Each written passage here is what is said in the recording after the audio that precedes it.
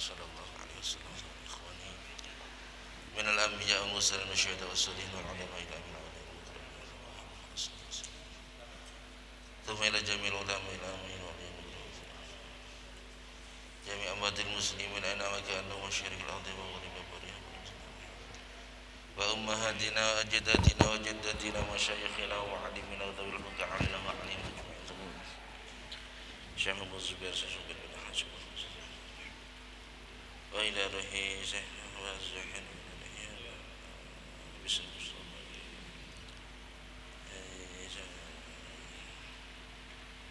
wa ila ruhi dari sajadah sayyidina ila ruhi Abi Masyarah وأزلهم وفروعهم أن الله يغفر لهم ويرحمهم ويغفر ذنوبهم ويغفر ذنوبهم وينور قبورهم ويسكنهم في الجنة ينفعون بأسرارهم وأنوارهم وعلومهم وبركاتهم في الدين الدنيا والآخرة بسر الفاتحة أعوذ بالله من الشيطان الرجيم بسم الله الرحمن الرحيم الحمد لله رب العالمين الرحمن الرحيم مالك يوم الدين إياك نعبد وإياك نستعين اهدنا الصراط المستقيم صراط الذين أنعمت عليهم غير المغضوب عليهم ولا الضالين آمين بسم الله الرحمن الرحيم halaman 17 ayat 58 Bismillahirrahmanirrahim وإذ قلنا ادخلوا هذه القرية فكلوا منها حيث شئتم رغدا وادخلوا الباب سجدا وقولوا حطة نغفر لكم خطاياكم وسنزيد المحسنين فبدل الذين ظلموا قولا غير الذي قيل لهم فأنزلنا على الذين ظلموا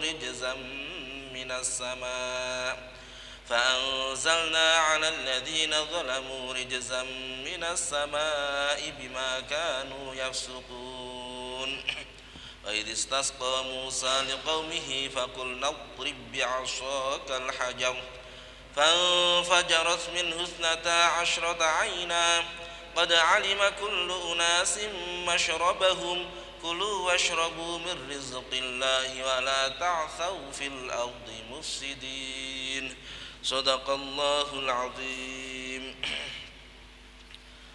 بسم الله الرحمن الرحيم وإذ قلنا lan ing nalika ngendika sapa ingsun udkhulu hadhil qaryata udkhulu padha mlebu sira kabeh hadhil qaryata ing iki desa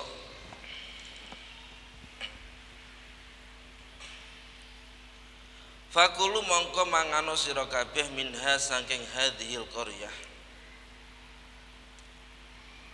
haitsu syi'tum ing dalem di kekarepe sira kabeh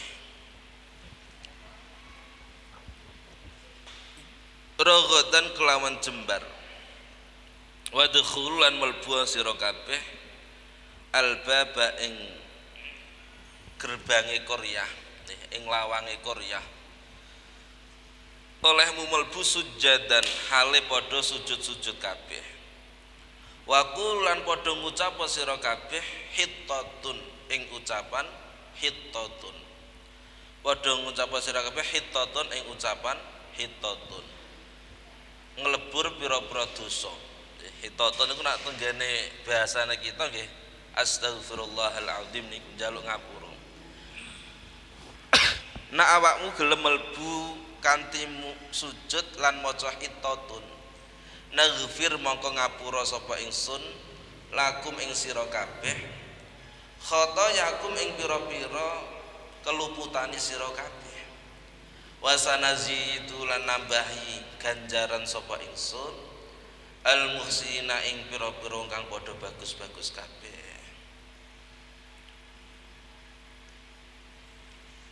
tenggene ayat niki Allah Ta'ala dawuh ketika aku berkata kepada kamu, kalian semua wahai Bani Israel. Yang dikhitabi ini Bani Israel di zamannya Rasulullah Muhammad SAW. Bani Israel didhawuhi oleh Allah Ta'ala, wahai Bani Israel, masuklah kamu di desa, di suatu negara, yaitu Baitul Maqdis, di Palestina. Di saat mangke mereka mengklaim bahwa itu adalah negaranya. Dulu itu diperintahkan Allah Ta'ala untuk memasuki negara tersebut, udkhulu hadil qaryah. Yang dimaksud hadil qaryah ini adalah Palestina, ya, atau Baitul Maqdis. Fakulu mongko kemudian Allah Ta'ala memerintahkan kedua lagi,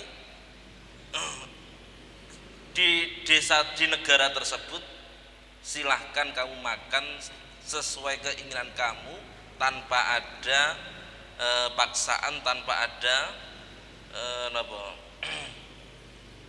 pembatasan. Wadkhul baba sujada. Tapi syaratnya, ini sudah menjadi sunnatullah, setiap Allah Ta'ala memberikan nikmat, Allah Ta'ala akan memberi tanggung jawab. Boten enten sing gratis, ya. Semakin kita jadi orang mulia, berarti tanggung jawab kita harus lebih besar, ya. Jadi akan beda ketua takmir dengan anggota jamaah ini. Nggih, mergo napa? Ya nek ana apa-apa sing entuk akeh ketua takmir kaya ngono. Maksudnya untuk senenane wong, maksudnya ketua takmir. Nggih. Jadi semakin Allah Ta'ala memberi suatu kenikmatan, Allah Ta'ala akan memberi semakin banyak tanggung jawab.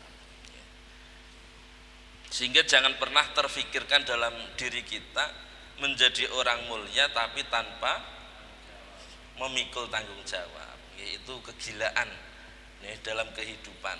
Ya. Tamannaita antum si faqihan munadhiron bi ghairi ana'in wal jununu fununu. Jare cah cilik-cilik niku sing tenggene napa ala-ala niku lho. Tamannaita antum si faqihan.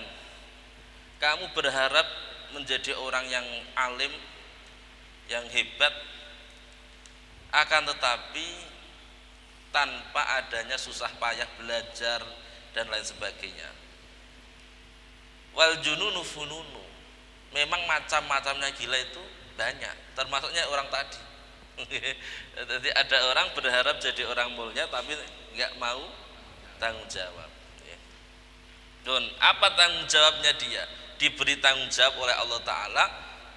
Ketika kamu masuk di dalam gerbang kota tersebut, negara tersebut, maka kamu pertama harus sujud.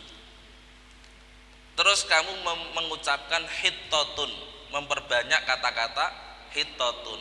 Enak cara kita, pokoknya kata-kata hitotun ini adalah kata-kata meminta ampun kepada Allah Ta'ala. Nah, cara kita iso astagfirullahaladzim, iso napa la ilaha illa anta subhanaka inni kuntu minadz-dzalimin, banyak. Nah, yang jelas Allah Ta'ala sudah memilihkan kata hitotun. Kalau kamu mau melakukan itu, naghfir lakum khotoyakum, maka aku akan mengampuni dosa-dosa kalian semua, wasanazidul muhsinin, dan aku akan menambah pahala kalian orang-orang yang berbuat baik. Dari ayat ini kita memahami satu, bahwa kejadian ini sudah sangat lama, yaitu kemarin pada waktu Allah Ta'ala menyelamatkan Bani Israel dari Bahrul Ahmar, Laut Merah. Terus 40 tahun di Ardutih, di gurun pasir yang namanya Ardutih. Itu selama 40 tahun. Nabi Musa itu termasuk meninggal di dalam 40 tahun itu. Jadi Nabi Musa itu tidak ikut masuk di negeri Palestina. Kenapa? Karena sudah wafat terlebih dahulu di Ardutih. Akhirnya Bani Israel oleh Allah Ta'ala dipersilahkan, diperkenankan, diberi anugerah bisa memasuki negara tersebut. Akan tapi itu penuh dengan pembangkangan dan lain sebagainya. Dulunya nggak mau dia, karena di negara tersebut ada kaum Jababiroh, kaum sesuatu kelompok yang tubuhnya besar-besar, dan itu harus diperangi terlebih dahulu.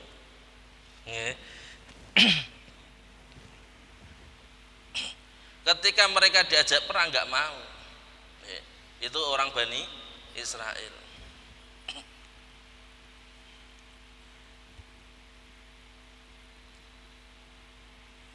Yang jelas pada ayat ini Allah Ta'ala sudah memberi anugerah Bani Israel untuk memasuki negara tersebut dengan aman. Akan tetapi yang perlu kita pahami, yang kita tadaburi, yang kita angan-angan, kenapa kejadian itu diingatkan kembali kepada Bani Israel di masanya Rasulullah. Kemarin sudah kita bahas sedikit bahwa nikmatul aba, nikmatul abna. Nikmatnya nenek moyang kita adalah nikmat kita juga. Termasuk kemerdekaan kita itu juga kemerdekaan yang diperjuangkan oleh nenek moyang kita itu adalah kemerdekaan kita juga. Akan tapi yang perlu kita pahami, yang perlu kita ambil ilmu dari ayat ini adalah bahwa as-sa'adah wa syaqawah ta'umul jami' min usulin wa furu'in.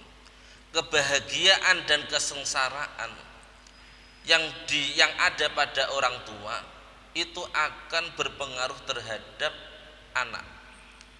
Sehingga kita menjadi orang tua ini harus mau tirakat. Nirakati siapa? Nirakati anaknya.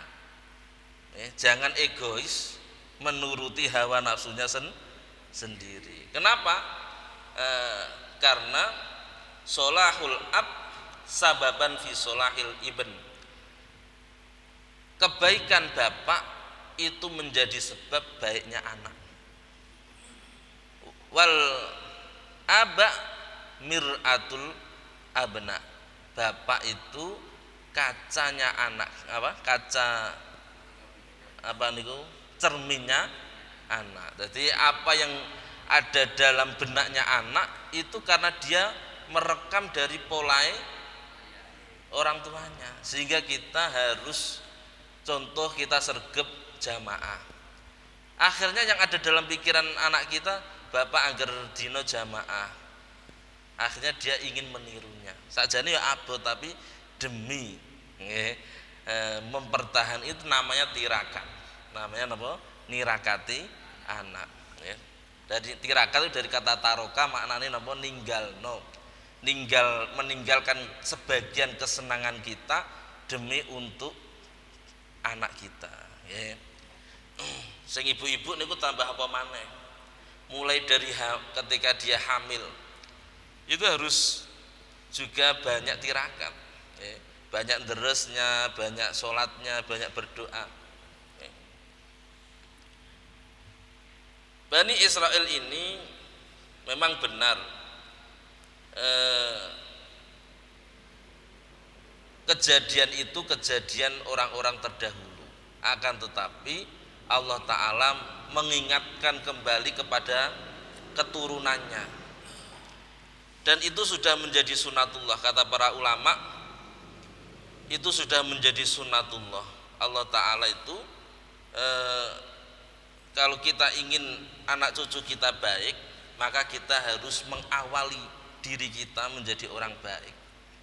Loh, aku biyen ora pernah ngaji mergo bapakku gak ngajikno aku. Aku gak tau di daftarno ngaji karo bapakku dan lain sebagainya. Itu berarti jenengan ini memilih menjadi orang yang lemah, yaitu orang yang menjadi akibat. Padahal di samping kita ini adalah akibatnya orang tua, kita adalah penyebab dari anak kita.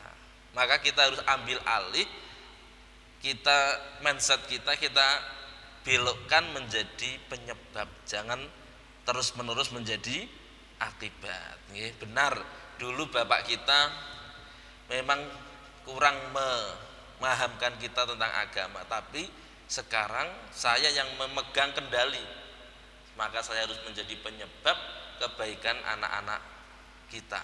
Ngoten. Wa an Ibnu Umar radhiyallahu anhu anna Rasulullah sallallahu alaihi wasallam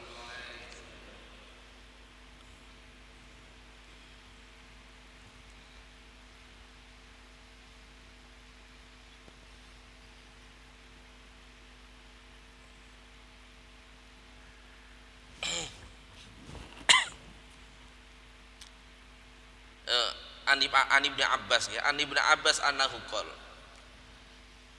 hufidha bi solahi abihima, itu beliau Ibnu Abbas ini disebut dengan sahabatnya Rasulullah yang paling pintar di dalam memahami ayat Al-Qur'an. Beliau menafsiri ayat yang ada dalam surat Al-Kahfi, wa ammal jidaru fakana li ghulamaini yatimaini fil madinati wa kana tahtahu kanzul lahuma wa kana abuhuma sholiha fa arada rabbuka ay yablugha ashuddahuma yastakhrija kanzahuma rahmatan min rabbik fama fa'altuhu an amri dzalika ta'wilu ma lam tasti' alaihi sabra. Dalam ayat itu Nabi Khidir itu datang di suatu desa minta agar diberi jamuan, karena tamu di suatu desa minta agar diberi jamuan, tapi ternyata semua penduduk desa itu pelit, nggak ada yang mau menjamu. Suatu ketika terus Nabi Khidir berjalan, ada rumah yang bangunannya mau roboh, lalu Nabi Musa sama Nabi Khidir diajak untuk memperbaiki bangunan tersebut. Kenapa kok seperti itu? Nabi Musa tanya, loh, lapor Nabi Khidir ini wong rakyatnya medite ngono, pelite ngono, kok gratisan mau membenahi rumah yang mau rubuh.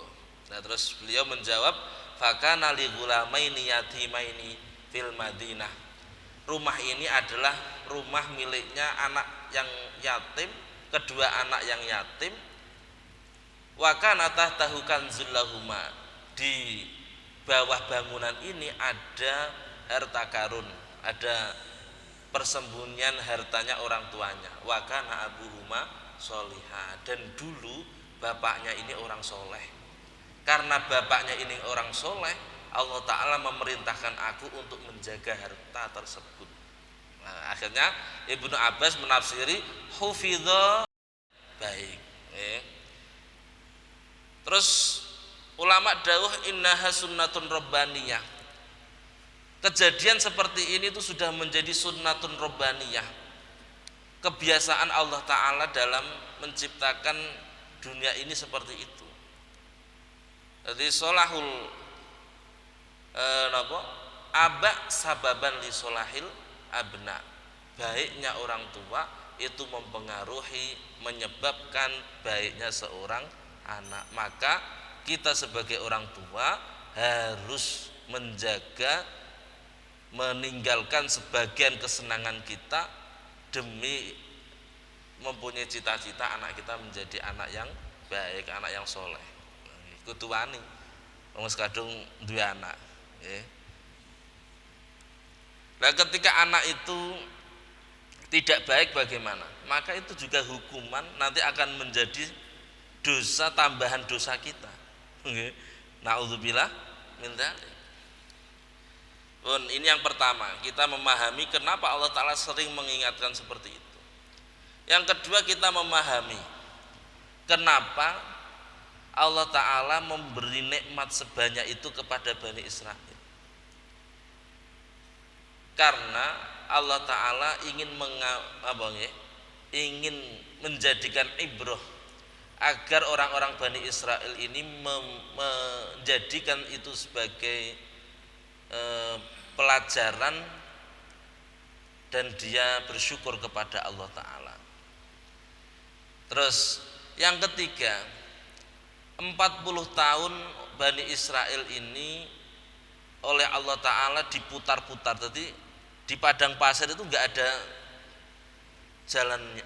jalan keluarnya. Setiap sedikit balik maneh, muter-muter sampai 40 tahun. Akan tetapi rahmatnya Allah Ta'ala selama 40 tahun, wa dzallalna alaihimul ghamama wa anzalna alaikumul manna wassalwa. Kemarin diterangkan walaupun tidak ada atap tapi Allah Ta'ala selalu menaungi dengan awan yang berada di atasnya. Wis ra ngarah panasen. Dan makan minumnya sudah terjamin oleh Allah Ta'ala. Wa qulu hittatun naghfir lakum khotoyakum wa sanazidul muhsinin. Fabaddala mongko padha ngowahi sapa alladzina wong-wong akeh. Dzalamu kang padha nganingaya sapa alladzina kaulan ing ucapan ghairal ladzi kang sakliyane kang di ghairal ladzi kang sakliyane ucapan kang diperintahno. Ghairal ladzi kang sakliyane ucapan qila kang di perintahno utawa kang diucapake apa alladzi lahum marang Bani Israil. Wa anzalna mongko nurunake sapa ingsun alladzina ing atase wong akeh. Dzalamu kang padha nganingaya sapa alladzina rijzan ing siksa minas sama'i sange langit bima kanu sebab oleh ana sapa alladzina iku yafsukuna iku ora padha taat kabeh. Yafsukuna iku ora padha taat sapa alladzina. Kemudian Bani Israel melakukan kezaliman pada dirinya, yaitu mengganti ajaran atau perintah yang diperintahkan kepada mereka dengan ucapan-ucapan yang tidak diperintahkan. Akhirnya Allah Ta'ala fa'anzalna 'alal ladzina dzalamu. Allah Ta'ala menurunkan kepada orang-orang tersebut rijzan minas sama, siksaan dari langit. Ya, siksa itu ada dua. Ada siksa yang bisa ditolak, ada siksa yang nggak bisa ditolak. Siksa yang nggak bisa ditolak itu rijzan minas sama. Seperti kemarin disamber nopo beldek, petir. Rijzan minas sama, siksaan dari langit. Siksaan ada penyakit, ada apa itu bisa ditolak, bisa dihentikan. Tapi kalau rijzan minas sama ini nggak bisa. Ini harus hati-hati. Bima kanu yafsukun, sebab mereka melakukan kefasikan. Yang perlu kita bahas pada ayat ini, yang perlu kita tadabburi ayat ini, yaitu sikap orang Bani Israel yang berani mengganti ajaran. Mengganti ajaran. Pertama, dia diperintahkan untuk sujud ketika masuk. Itu mereka nggak mau sujud. Dia ngesot. Niku kurang ajari Bani Israel. Jadi disuruh sujud itu tambah ngesot. Ini lah napa nak cara menteng kelek. Terus disuruh mengucapkan hittatun, dia menggantinya dengan hintotun. Hinto itu maknanya gandum. Jadi disuruh mengucapkan hintotun, ya Allah aku ampuni, tapi diganti dengan hintotun, ya Allah aku minta gandum. Nah ini sikap seperti ini yang menjadikan Allah Ta'ala murka, mengganti ajaran-ajaran yang tidak diajarkan oleh Allah Subhanahu wa Ta'ala. Kullu ma laisa minna fahuwa raddun. Dari Kanjeng Nabi, kullu ma laisa minna fahuwa raddun. Setiap ajaran atau ritual yang tidak dariku maka akan ditolak oleh Allah Ta'ala. Dalam suatu hadis Rasulullah menceritakan bahwa umatnya Nabi Muhammad itu bisa dilihat dari bersinarnya tempat-tempat wudhu, yaitu anggota-anggota wudhunya itu bersinar. Suatu saat Rasulullah itu melihat ada orang yang bersinar, lalu dipanggil oleh Rasulullah, umati, ayo merene. Ternyata malaikat tidak mengizinkan. Kenapa? Kata malaikat, orang-orang itu telah mengganti ajaran kamu. Orang-orang itu telah mengganti ajaran kamu. Kullu ma laisa minna fa huwa raddun. Nah, ini kita hati-hati. Fabaddalal ladzina dzalamu. Ini kalau kita mau menerapkan dalam diri kita, mau mengibrohkan, ini yang saya khawatirkan. Ketika Rasulullah Muhammad SAW dawuh, aqimus sufuf wa hadhu bainal manakib. Kalau kamu sholat, aqimus sufuf, tegakkan safnya. Wasaddul kholal, ketika ada celah kamu tutup.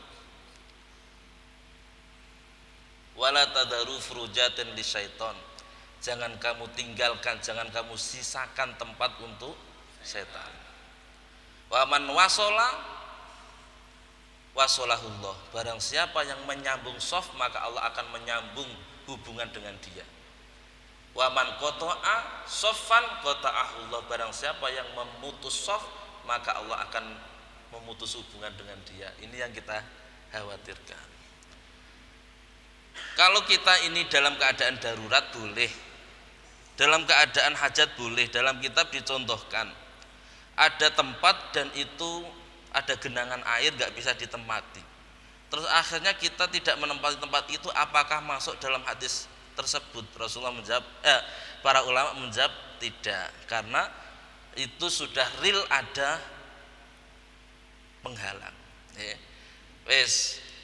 Sekarang ketika kita menghadapi kedaruratan, maka kita harus punya konsep ad-daruratu tuqaddaru biqadriha. Dalam menikmati darurat itu harus secukupnya, sesuai kebutuhannya. Ketika sudah tidak dibutuhkan, maka kita harus kembali kepada kehidupan yang semestinya. Ada orang di hutan, kalau dia tidak makan bangkai dia mati, maka dia boleh makan. Tapi bangkainya itu bangkai nopo? Macan. Apakah semuanya dimakan? Tidak. Dia makan ketika kalau dia makan nyawanya sudah selamat. Itu sudah lima nopo? Suapan kok cukup, ya cukup. Jangan diteruskan. Ini kita hati-hati sendiri. Rasulullah dalam hadis yang lain bersabda gini, Rasul sufakum, kita tegakkan, kita luruskan, kita rapatkan shaf kita. Wa qarinu bainaha wa hadhu bil a'naq, fawalladzi nafsi biyadihi, demi Allah yang diriku atau nyawaku berada di genggamannya, inilah arah syaitan yadkhulu min khalalis shaf, sesungguhnya aku melihat setan riwariwi di tengah-tengah shaf yang berlubang. Ka'annaha al-hadaf, seakan-akan setan itu seperti anak kambing, jadi riwariwi. Ketika Rasulullah mengajari kita, shollu kama ra'aitumuni usolli, sholatlah kamu sebagaimana kamu melihat aku sholat. Rasulullah sholatnya seperti apa? Terus kita menggantinya tidak sesuai dengan ajarannya, itu khawatirnya masuk dalam ayat fabaddalal ladzina dzalamu qaulan ghairal ladzi qila lahum. Kita selamat dari penyakit, tapi fa'anzalna 'alal ladzina dzalamu rijzan, Allah Ta'ala yang tidak terima, dan Allah Ta'ala menurunkan rijzan minas sama. Naudzubillah min dzalik. Terus kita harus tahu kapan darurat itu dan kapan normal itu. Kemarin saya mengikuti rapat di salah satu di hotel. Itu salah satu yang disampaikan adalah dalam pondok pesantren itu yang sulit apa? Membiasakan kebiasaan baru, yaitu apa? Ketika sholat disuruh renggang nggak mau. Jadi itu adalah kebiasaan baru, kebiasaan baru. Bagaimana itu bisa dibiasakan? Wong itu tidak biasa. Ya, sesuatu yang darurat apakah bisa menjadi biasa? Tidak pernah menjadi biasa. Jadi yang namanya darurat tetap darurat. Andaikan kita nggak melakukan, kita harus ingkar fil qalbi. Man ra'a minkum mungkaron falyughayyir biyadihi. Kalau kita punya kekuasaan, kita rubah. Kalau kita bisa ngomong, seperti saya diberi mic, nggih kula ngomong. Fabilisanihi. Fa ilam yastati fabilisanihi. Wa man lam yastati fabiqalbihi. Maka hati kita harus tersisa bahwa itu salah. Yang benar adalah sesuai ajarannya Rasulullah Muhammad SAW. Ini saya ingatkan terus. Kenapa khawatirnya keterusan? Keterusan. Kenapa? Karena hadun nafsi kita. Ini terbukti. Orang-orang yang priai-priai, terus jejeran karo wong gak patek priai niku gak patek gelem. Plane terus didamel wong sugih niku sajate gede-gede. Mergo kuat tuku gede. Nggih. Dadi ana pas ukuran wong, ana pas sing ombo, nggih. Itu pernah dibasul masail kan bagaimana hukumnya pakai sajadah yang lebar. Itu tidak diperbolehkan. Kecuali kalau dia mempersilahkan temannya untuk bergeser, konsekuensinya menginjak sajadahnya dia.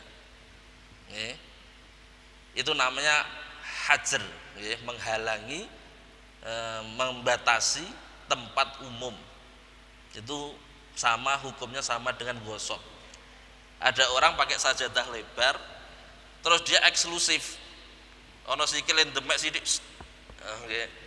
itu hukumnya sama dengan orang gasap. Kenapa? Karena dia membatasi fasilitas umum.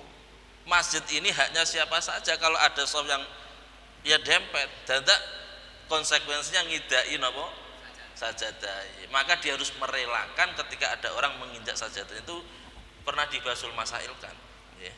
Itu saya pernah mengikuti basul masail itu. Makanya saya berani ngomong. Saksi hidup. Bismillahirrahmanirrahim. Fabaddala alladziina dzalamu qaulan ghairal ladzi qila lahum fa anzalna 'alladziina dzalamu rijzan minas sama'. Dan sekarang kita memahami kita juga sering melakukan sesuatu, dan sesuatu tersebut tidak semuanya itu ada di zaman Rasulullah. Akhirnya apa? Apakah itu juga fabadalal ladzina dzalamu? Tidak. Kita melakukan sesuatu dan sesuatu itu tidak ada di zaman Rasulullah, itu belum tentu itu enggak boleh. Kalau memang di zaman Rasulullah itu sudah ada tapi berbentuk global, terus kita melakukan sebagai contoh perinciannya, maka itu tidak masalah. Namanya bid'atun hasanah. Bid'ah itu sesuatu yang dilakukan yang tidak di zaman Rasul, hasanatun tapi baik. Kenapa baik? Karena secara globalnya itu pernah terjadi di zaman Rasul. Kita ada yang taraweh, ada yang qiyamul Ramadan. Rasulullah selama 3 hari keluar di masjid qiyamul Ramadan, yaitu yang 8 rakaat ditambah witir 3 rakaat. Tapi Rasulullah di dalam 8 rakaat itu khatam, ora kok kulhu. Nggih, wis 8 rakaat kulhu. Wah, mek enake niku. Rasulullah niku 8 rakaat khatam. Nggih. Lah, yang imami itu Rasulullah. Sebenarnya Rasul tidak jamaah, tapi diikuti oleh sahabatnya. Rasulullah melakukan qiyamul Ramadan terus belakangnya itu tambah banyak.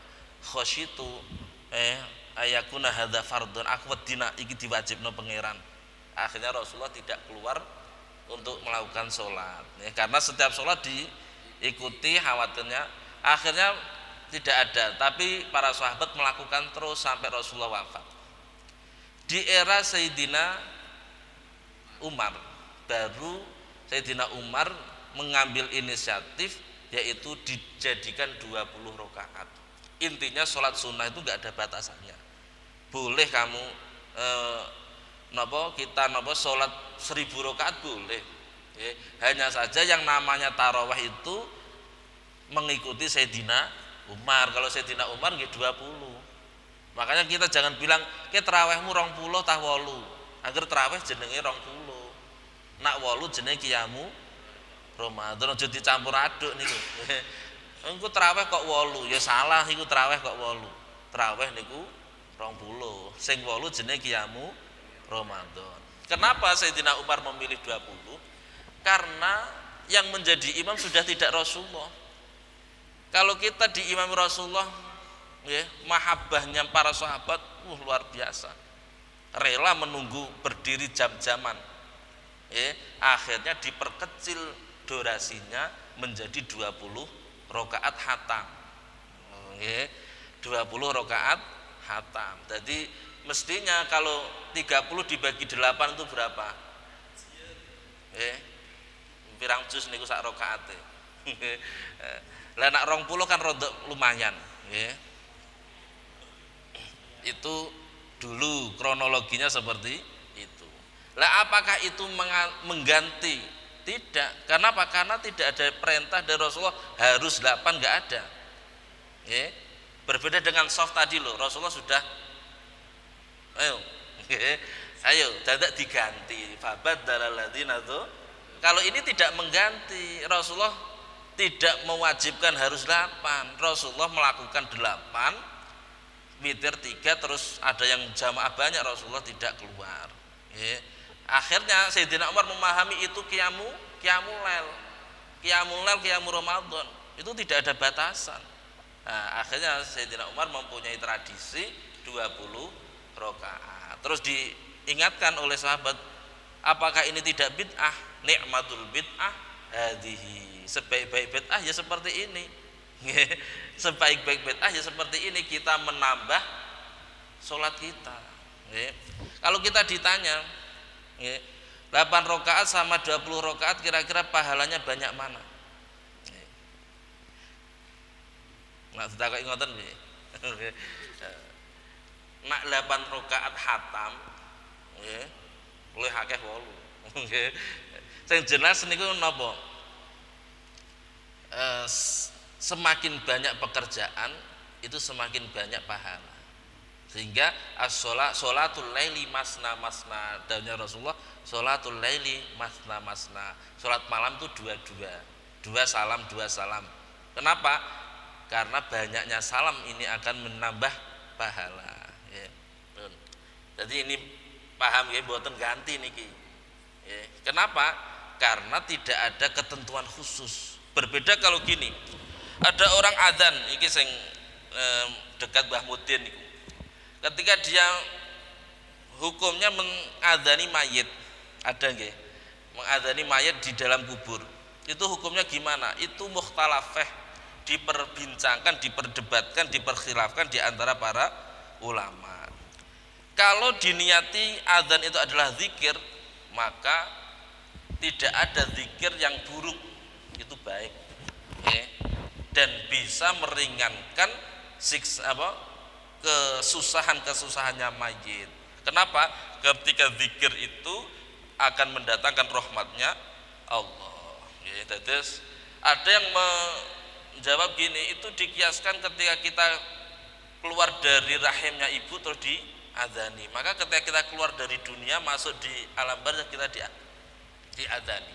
Tapi menurut Ibnu Hajar Al-Haytami yang paling benar jawabannya adalah itu termasuk zikir. Kita niati zikir. Kalau zikir nggak ada salahnya.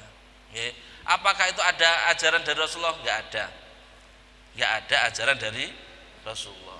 Tapi yang namanya zikir tidak ada larangan kecuali di dalam WC. Nggak boleh ana adzan ning jero WC. Nggak boleh itu. Atau kita memegang kotoran, ngersii kotoran kita sambil adzan, nggak boleh itu. Bon. Kalau ada sebagian yang gini, kalau ngomati itu ada komatnya juga. Qad qamatil qiyamah, pernah dengar? Sebagian ada yang itu haram hukumnya, nggak boleh. Qad qamatis sholat qad qomatis shalah. Kenapa? Karena itu sudah paket yang namanya adzan qomah ya seperti itu. Kalau kamu mau qad qomatil qiyamah jangan bilang itu iqomah, iku gayamu dhewe. Aja muni iqomah, ya. Itu masuk fabadalal ladzina dzalamu. Pun pokoknya kalau sudah ada ketentuan kepastian maka gak boleh diganti. Allahu Akbar, ya harus Allahu Akbar.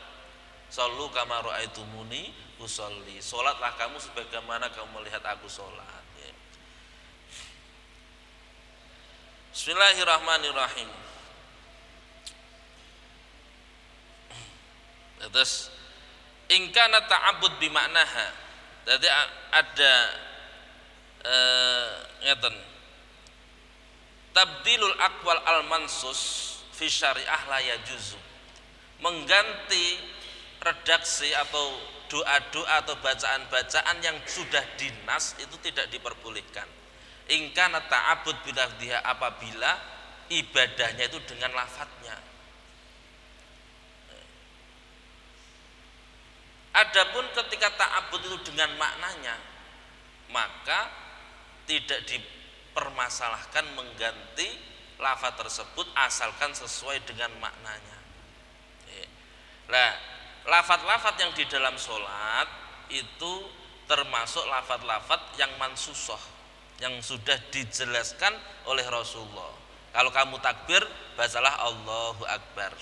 Ya kita baca Allahu Akbar, jangan diganti Allahur Rahman, Allahur Rahim.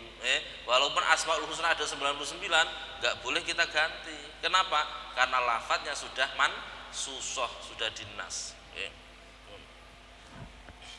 Termasuk dinas tadi, sof. Wa idistasqa Musa. Pun Isa.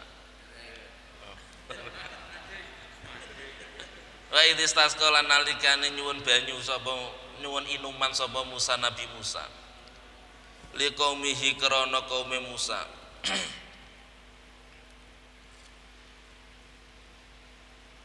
Faqulna mongko dawuh sapa ingsun idrib bi asaqal hajar. Idrib mukula Nabi Musa bi asaka kelawan tongkat sira. Al hajara ing watu.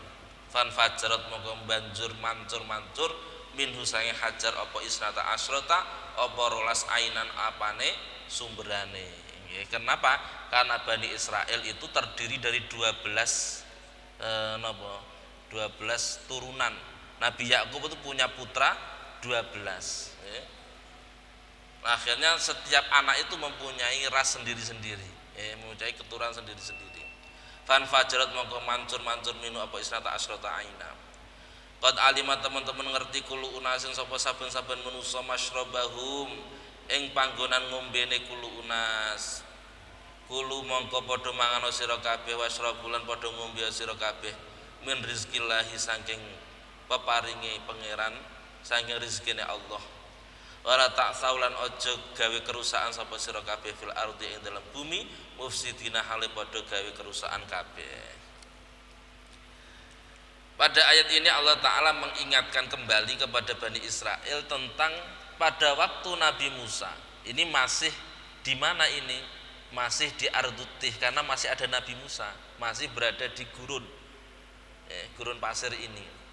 Ketika Nabi Musa meminta air minum, itu kalau Nabi Muhammad meminta itu berdoa sholat istisqa, kalau Nabi Musa oleh Allah Ta'ala disuruh memukulkan tongkatnya di batu langsung mancur.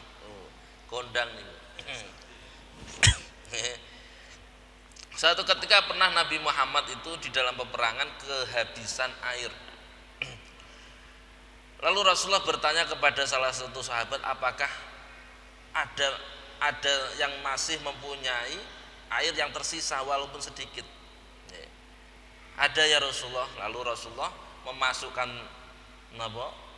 astane niki di dalam air tersebut. Ayo yang membutuhkan air.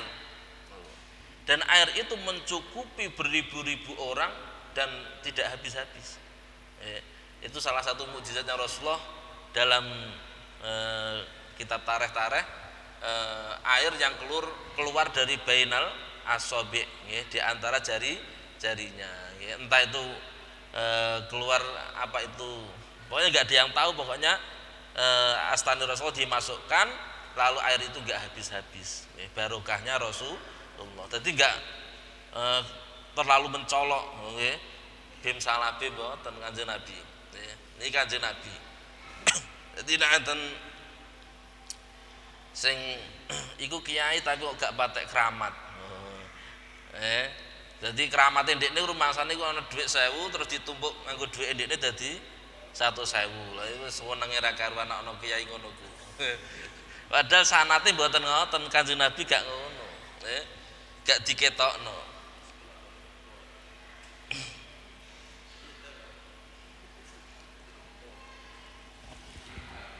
Ketika Nabi Musa meminta air kepada Allah Ta'ala, lalu diperintahkan oleh Allah Ta'ala untuk memukulkan tongkatnya pada batu dan keluarlah 12 mata air dan semuanya mengetahui tempatnya masing-masing. Akhirnya dia minum tanpa keroyokan, tanpa berdesakan. Kulu washrabu mir rizqillah wala ta'thaw fil ardi mufsidin. Yang perlu kita pahami dalam ayat ini, kenapa kok Allah Ta'ala memerintahkan memukulkan tongkatnya, kok tidak langsung diberi air hujan. Ini Allah Ta'ala membiasakan bahwa di dalam dunia ini, dalam kehidupan kita ini harus ta'atil asbab, menjalankan sebab. Menjalankan sebab, jangan suka mencari rezeki tapi tanpa sabab. Iki jenenge edan maneh ndik, Pak. Dadi butuh duit ya mergawe. Ben warak ya mangan. Walaupun dalam keyakinan kita tidak meyakini bahwa nak mergawe untuk duit, bahwa nak wong mangan iku warak, akan tetapi Allah Ta'ala membiasakan dalam mendapatkan sesuatu harus ta'atil asbab, melakukan sebab atau bahasanya ikhtiar. Ini kita pahami seperti itu. Wala ta'thaw lan aja gawe kerusakan sira fil ardi ing dalam dados. Kenapa diakhiri dengan wala ta'thaw fil ardi mufsidin? Seseorang yang sudah diberi kenikmatan oleh Allah Ta'ala, diberi rizki oleh Allah Ta'ala, itu akan mudah berbuat kerusakan. Jadi orang mukmin sendiri seperti itu. Orang mukmin itu kalau diberi ujian oleh Allah Ta'ala itu mudah, tapi kalau dia diberi ujian yang berupa nikmat itu berat, untuk menjaga. Jadi pas biyen belum punya mobil sergep Jumatan, sergep jamaah, barang mas di mobil gak tahu tok omah, keluyuran terus, mobilnya gak tahu melbu garasine, itu ujian orang mukmin. Terus kullu nafsin dha'iqatul maut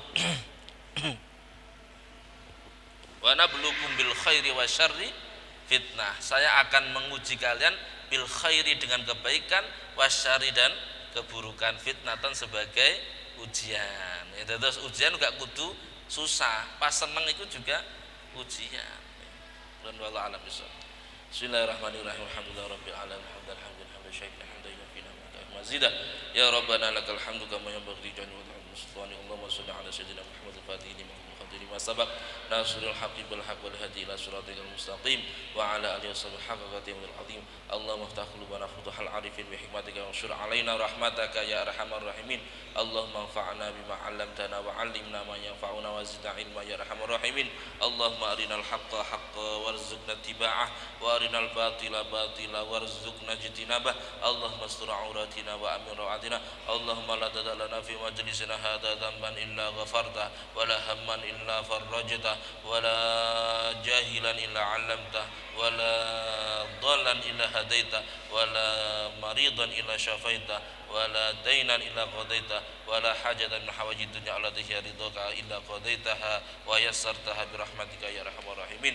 Subhanakallahumma wa bihamdika asyhadu an la ilaha illa anta astaghfiruka wa atubu ilaik. Wa sallallahu ala sayyidina Muhammadin nabiyil ummi wa ala alihi wasallam bi fadli subhana rabbika rabbil izzati amma yasifun wa salamun alal mursalin walhamdulillahi rabbil alamin. Bismillahil Fatihah.